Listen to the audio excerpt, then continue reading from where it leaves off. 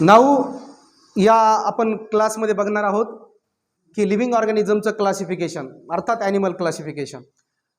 या मराठी स्पष्टीकरणानंतर मी तुम्हाला इंग्लिश स्पष्टीकरणसुद्धा या संदर्भामध्ये सांगणार आहे, तर आवर्जून हा व्हिडिओ शेवटपर्यंत बघा। लिव्हिंग ऑर्गॅनिझम जे आहेत प्रामुख्याने त्यांचं वर्गीकरण दोन घटकामध्ये होतं, प्रोकॅरियोटिक्स आणि युकॅरियोटिक्स। प्रोकॅरियोटिक्स म्हणजे ज्यांच्यामध्ये वेल डिफाइन्ड न्यूक्लियस नसतं, अर्थात ज्यांच्यामध्ये न्यूक्लियर मेम्ब्रेन नसतं त्यांना आपण प्रोकॅरियोट्स असं म्हणतो। तर युकॅरियोटिक्स म्हणजे ज्यांच्यामध्ये वेल डिफाइन्ड न्यूक्लियस असतं त्यांना आपण युकॅरियोटिक्स असं म्हणतो।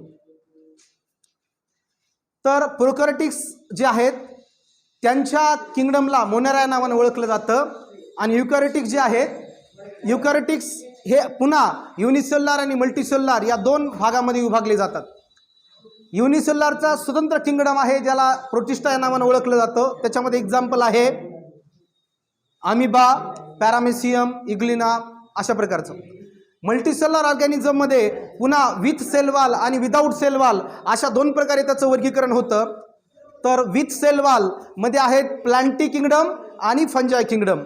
प्लांटी किंगडम मध्ये ज्यांचा सेल वॉल सेल्युलोजनं बनलेला असतो त्यांना आपण प्लांटी असं म्हणतो, तर ज्यांचा सेल वॉल कायटिन नावाच्या घटकांनी बनलेला असतो त्यांना फंजाई या नावाने आपण ओळखतो।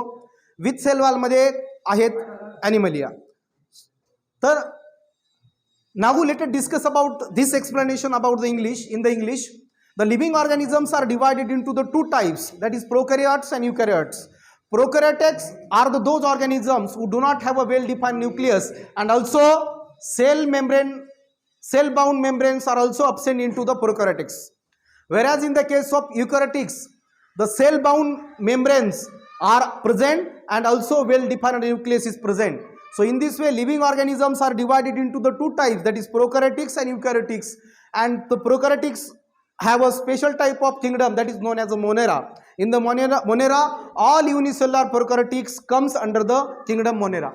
Now eukaryotic organisms are again divided into the two types, that is unicellular eukaryotics and the multicellular eukaryotics. Unicellular eukaryotics made up of means there is a special kingdom of unicellular eukaryotics and it is known as a protista. In the protista the example are amoeba, paramecium, euglena and this type of examples which are present into the eukaryotic protista kingdom. Now multicellular eukaryotics are again divided into the two types, that is a eukaryotic organisms, multicellular eukaryotic organism with cell wall and without the cell wall. The multicellular eukaryotic organism with cell wall are again divided into the two kingdom, that is planty kingdom and fungi kingdom. Those multicellular eukaryotics which having the cell wall made up of cellulose, that comes under the planty kingdom, whereas the cell wall which is made up of chitin, they comes under the fungi kingdom. And the multicellular eukaryotic organism without cell wall are known as animalia. So this is about the living organism classification. Now let us discuss about the animalia kingdom. The animalia kingdom is again divided into the two subkingdom, that is non-chordate and the chordate. I will explain what is the difference in between the non-chordate and chordate. That non-chordate, in the non-chordate notochord is absent, but in the chordate notochord is present. In non-chordate the pharyngeal gill slits are absent, whereas in the case of chordate the pharyngeal gill slits are present. Pharyngeal gill slits means the gill slits which are present at the pharyngeal region are known as the pharyngeal gill slits, and pharyngeal gill slits are present in the case of chordata at any stage of life, means it may be present at the embryonic stage of life, and therefore this is the basic difference in between the non-chordate and chordate. Now the non-chordate, the difference which is present in between the non-chordate and chordate is that ventral nerve cord is present in the non-chordate, whereas dorsal nerve cord is present in the chordate.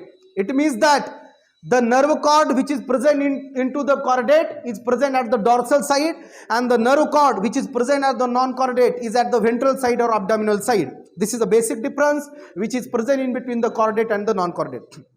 Now let us discuss about the animalia kingdom classification of animalia kingdom. Animalia kingdom is divided into the two subkingdom, non-chordate and chordate.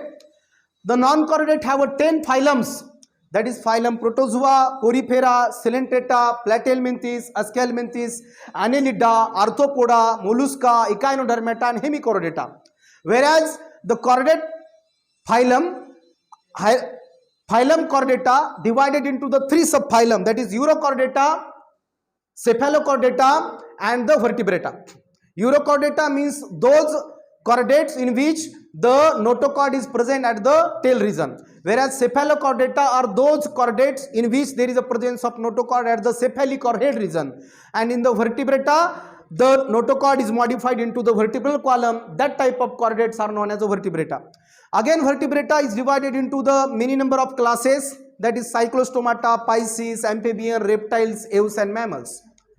The Vertebrata, in Vertebrata, Cyclostomata is example of Agnatha. Agnatha means without jaw, whereas Gnathostomata, in the Gnathostomata the Pisces and remaining classes are present. Gnathostomata means with jaw, example is a Pisces. Then amphibian, reptiles, aves and mammals. Amphibian, reptile, aves, mammals are also known as a tetrapoda because they have a 2 forelimbs and 2 hind limbs, but in some animals they are modified into the wings or different type of structures. So in this way we have discussed about the animal classification. Now I will also tell you, in the case of non-chordata, the phylum Protozoa, Porifera, Silentata, Platelminthis, Ascus helminthes, Annelida, Arthropoda, Mollusca, Echinodermata, Hemichordata. In a I will tell you in a short way what is the information regarding this phylum. In a phylum Protozoa, actually this comes under the kingdom Protista, in which all type of protozoa are present. They are unicellular and they are obviously eukaryotic. There is a presence of well-defined nucleus into the protozoa. Example, amoeba, paramecium, euglena, and another type of examples are there in the protozoa. Then Porifera is a phylum in which body is a porous, means number of pores are present on their body, and therefore it is known as a Porifera. They live in a marine water and they are sedentary. The reproduction is generally with the help of budding. In Silentata, the tentacles are present at the mouth region, and Silentata are also aquatic type of animals. They are marine animals. They are also known as a Cnidaria. In their tentacles there is a presence of nidoblast in which toxin or poison is present. If they attack on any animal, at that time they inject their toxin, and in this way they can paralyze the another animal and protect themselves. Then example is a phylum Platelminthis. Platelminthis are also known as a flatworms. Example, liver fluke and different type of examples. Aschelminthes are also known as a roundworms. Annelida, they are the metamerically segmented animals. Example, earthworm and Nereis. Arthropoda means in which there is a jointed legs are present, that is called as arthropoda. Example is a cockroach.